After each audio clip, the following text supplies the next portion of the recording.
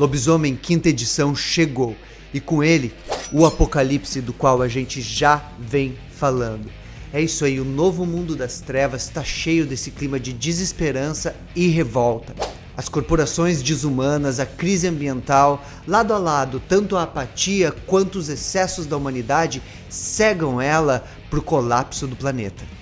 Os lobisomens chamam a si mesmos de Garou e têm a responsabilidade de lutar para que o planeta continue em equilíbrio, enquanto também travam uma batalha para manter o equilíbrio dentro de si mesmos.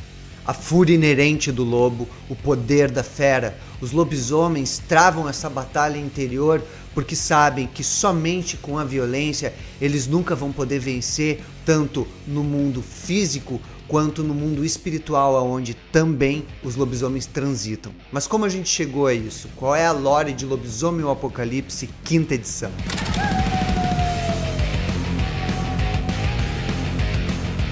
Ser um lobisomem é complicado. De fato, a história dos Garou está impregnada de violência desde sempre.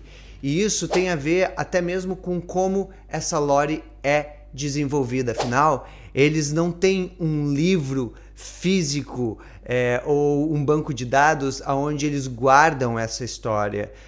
Tudo o que se sabe sobre o passado dos lobisomens é contado oralmente em rodas em volta de uma fogueira ou sob a luz da lua cheia há séculos por grupos descentralizados e tribos que não necessariamente concordam umas com as outras a respeito dessa mesma história, mas existe uma linha geral e vamos começar por aí. É impossível ter certeza quando se ouve uma passagem a respeito dos lobisomens se determinado trecho de uma lenda é uma alegoria ou uma coisa completamente real. E na verdade isso não importa muito, como é na maioria das mitologias. No entanto, no caso dos lobisomens isso fica ainda mais reforçado. Por exemplo, quando se fala a respeito da deusa Gaia, alguma tribo ou algum lobisomem em particular pode entender essa deusa como uma entidade mesmo, né? Uma deusa ali com um corpo, um avatar ou algo assim, enquanto outros podem entender como a própria essência do planeta Terra. Isso varia, então tenha em mente isso conforme a gente for falando a respeito desse passado semi-mítico de lobisomem.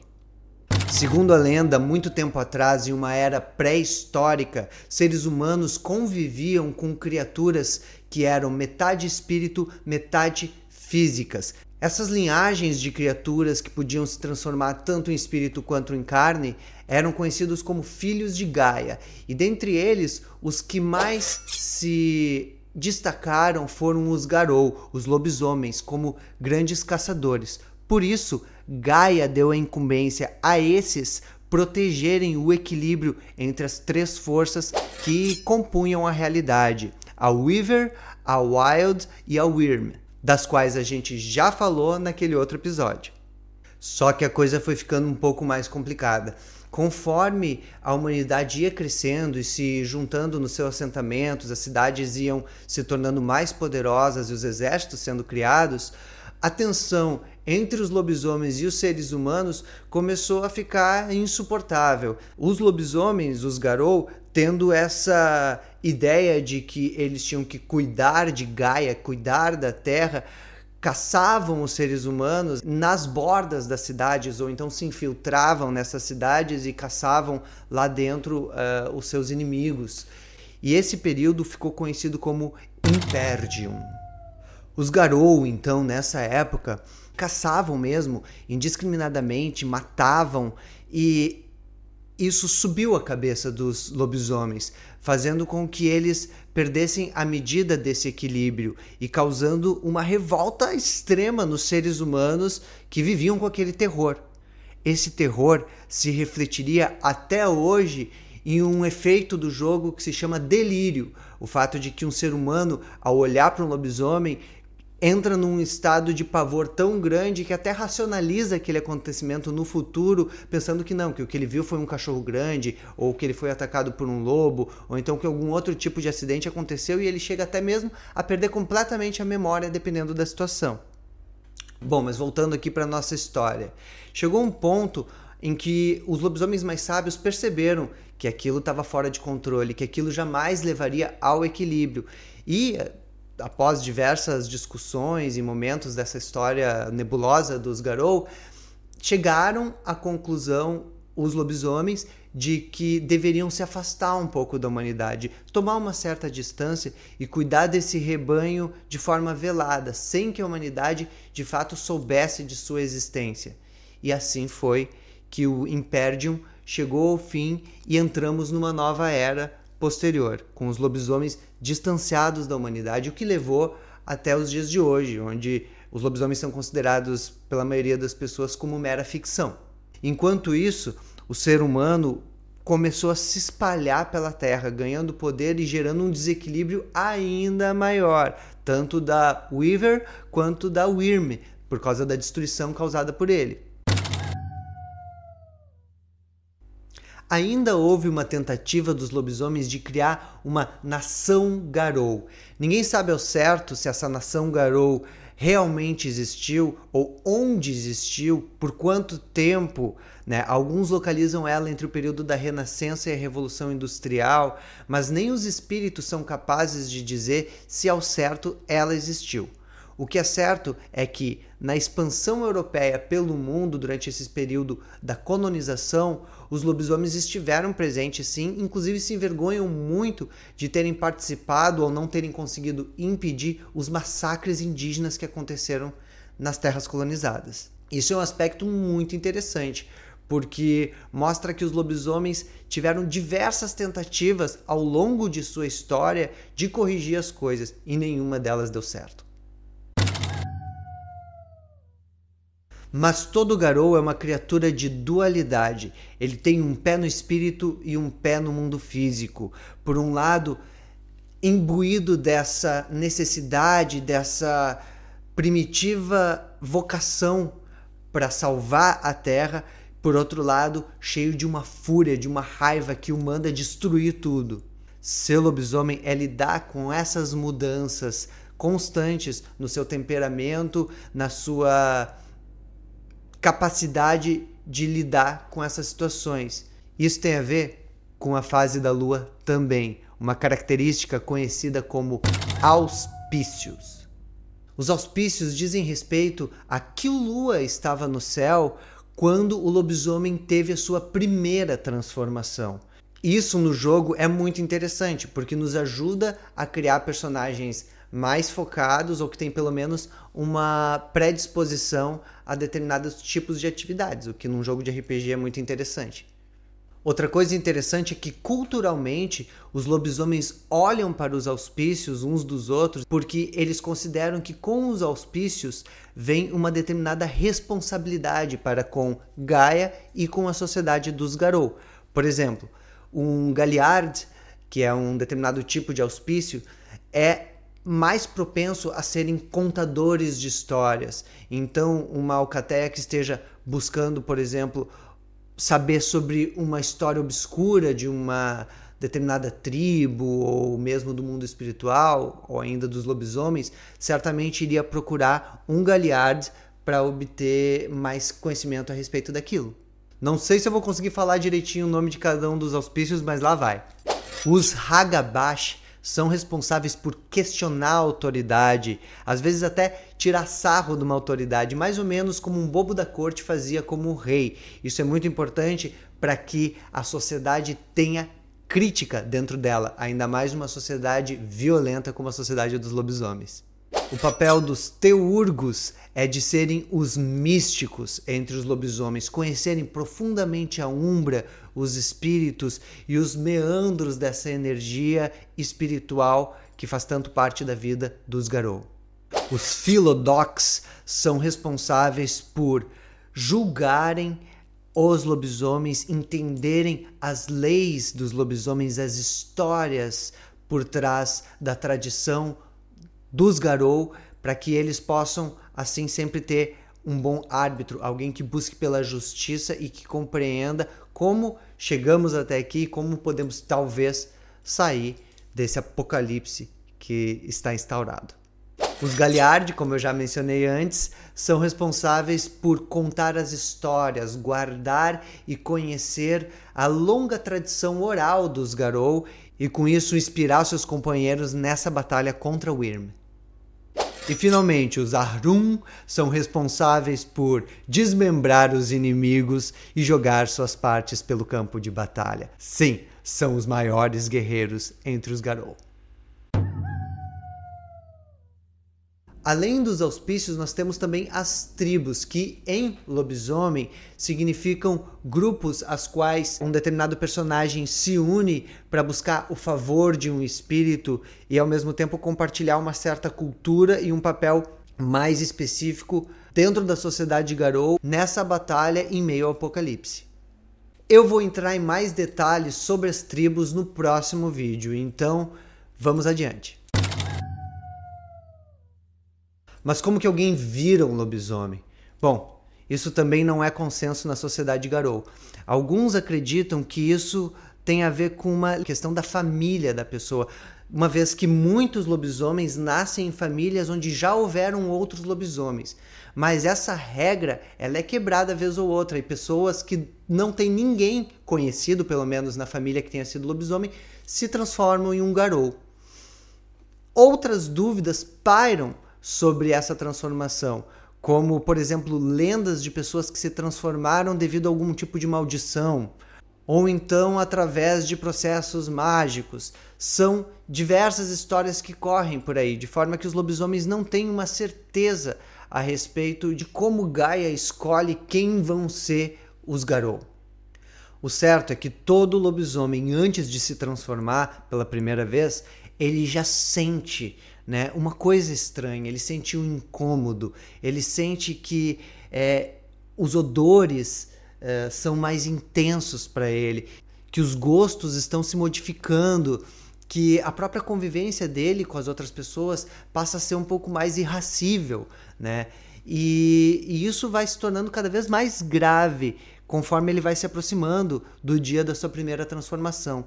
Ele ainda não sabe, mas é muito provável que algum outro lobisomem já o esteja perseguindo ou já esteja olhando para ele à distância, porque os lobisomens têm essa cultura de tentar encontrar antes da primeira transformação ou logo após a primeira transformação outros lobisomens e trazer eles para sua alcateia ou pelo menos para sua tribo, seu grupo. No entanto, independente de estar ou não sendo acompanhado por outro lobisomem, chega um ponto aonde a primeira transformação acontece. Muitas vezes isso é acompanhado de uma grande tragédia, né? Uma vez que ela normalmente tem o seu gatilho por uma situação ou traumática, ou de raiva, ou então de extrema excitação, mas de qualquer forma, esse lobisomem normalmente confuso e quase inconsciente, com aquele poder da fera dentro dele, muitas vezes acaba gerando uma carnificina e matando todo mundo à sua volta, inclusive muitas vezes os seus entes queridos, o que é uma experiência extremamente traumática para os lobisomens e leva eles a um primeiro choque, né, com essa realidade dos Garou. Assim, os lobisomens precisam ser resgatados pelos seus companheiros, e tão logo eles são encontrados por algum outro Garou, os Garou passam a doutriná-lo dentro da cultura dos lobisomens.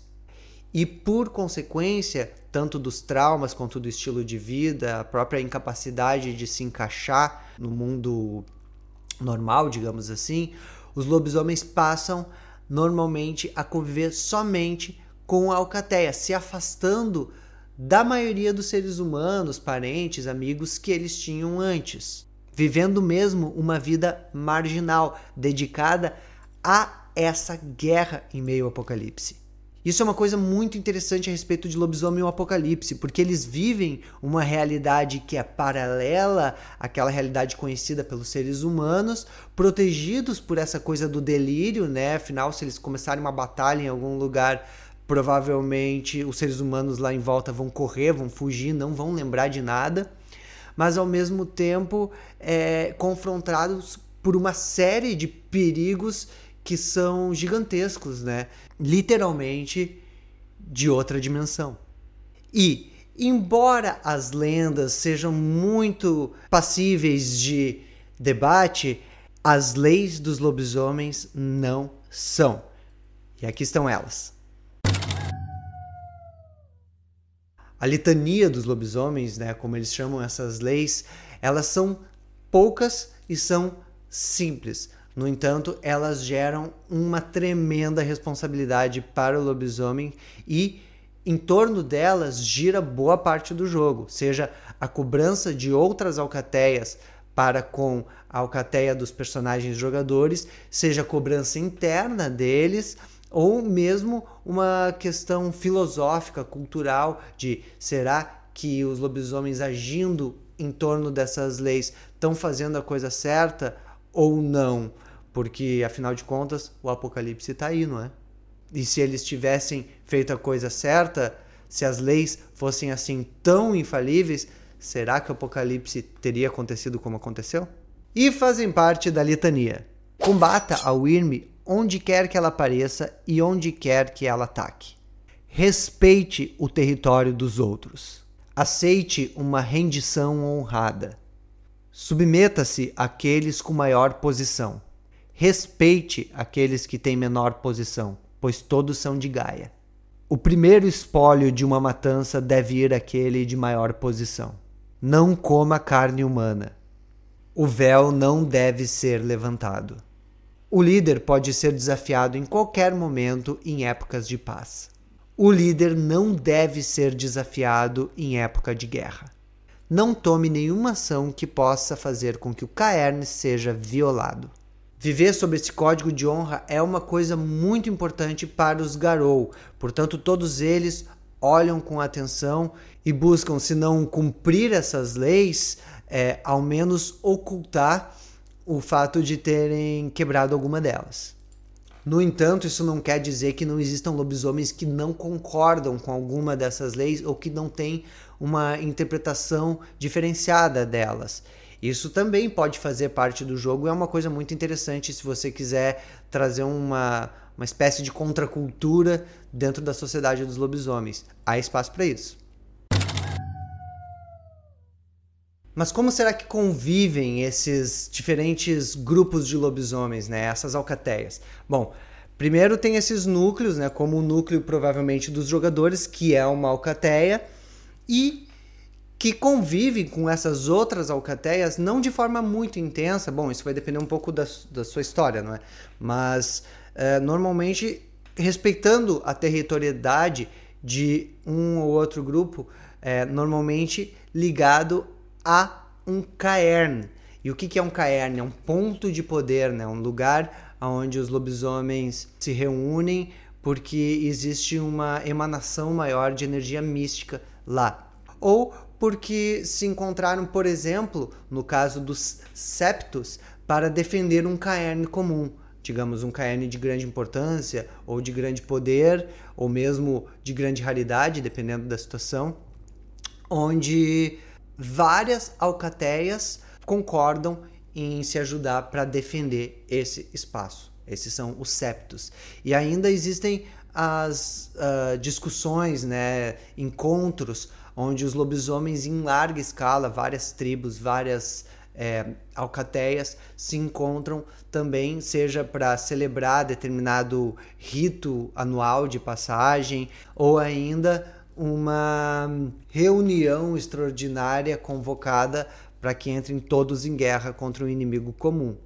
De qualquer forma, esses encontros mais ou menos dramáticos, eles costumam acontecer raramente, né, se comparado com outras ocasiões da vida social dos lobisomens.